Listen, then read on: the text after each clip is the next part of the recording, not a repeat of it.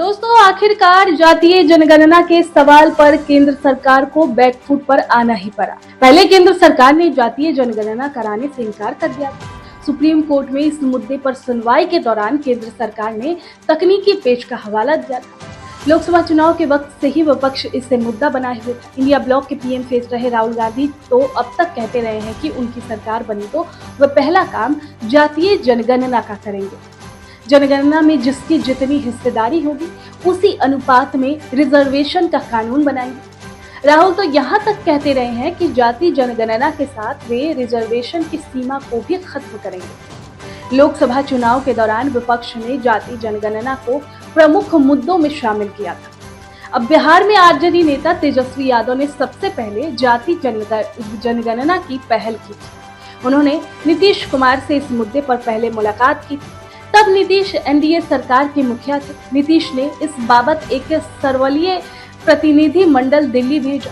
चूंकि केंद्र सरकार ने पहले ही तकनीकी दिक्कत बता जाति जनगणना से मना कर दिया था, इसके बाद में आरजेडी के साथ सरकार चलाते वक्त नीतीश कुमार ने अपने खर्च से जाति सर्वेक्षण कराया। इस पर 500 करोड़ रुपए का भारी भरकम खर्च भी राज्य सरकार ने उठाया। सर्वेक्षण के आधार पर नीतीश सरकार ने रिजर्वेशन की सीमा बढ़ाकर 75% कर दी। हालांकि रिजर्वेशन में वृद्धि पर पटना हाईकोर्ट ने रोक लगा दी। बिहार में विपक्ष इसे विधानसभा चुनाव का मुद्दा बनाना चाहता था, लेकिन भाजपा ने अब विपक्ष की योजनाओं पर ही पानी फेर दिया है। पहले लोकसभा चुनाव में राहुल गांधी ने जाति जनगणना को भुनाने का प्रयास किया। उन्होंने कहा कि वे सरकार बनने पर जाति जनगणना करवाएंगे।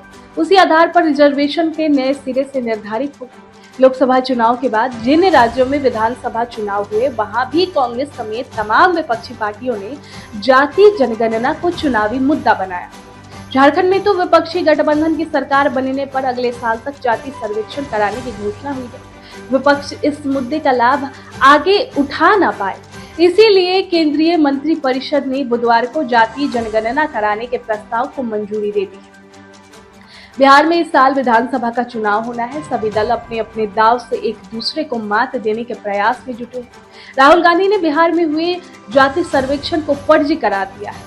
उन्होंने फिर से जाति जनगणना कराने की बात कही। हालांकि अब केंद्र ने इसका फैसला ले लिया है, इसलिए विपक्ष को शायद ही अब इसका कोई लाभ मिल सके। विपक्ष अब सिर्फ इसी बात पर इतरा सकता है कि उसने दबाव में ही पहले इनकार करने वाली केंद्र सरकार अब जाति जनगणना कराने पर राजी हुई है। भाजपा ये जरूर बताने की कोशिश करेगी कि जाति जनगणना उसकी ही देन है।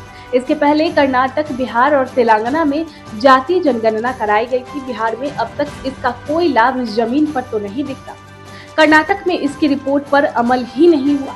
राहुल गांधी तेलंगाना की जाति जनगणना को परफेक्ट मानते हैं।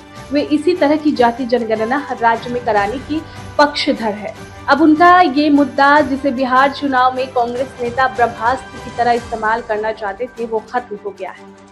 खैर, तेजस्वी यादव भी चाहते थे कि चुनाव में इसका कुछ फायदा मिल सके, लेकिन अब इन दोनों पर खतरा मंडरा रहा है।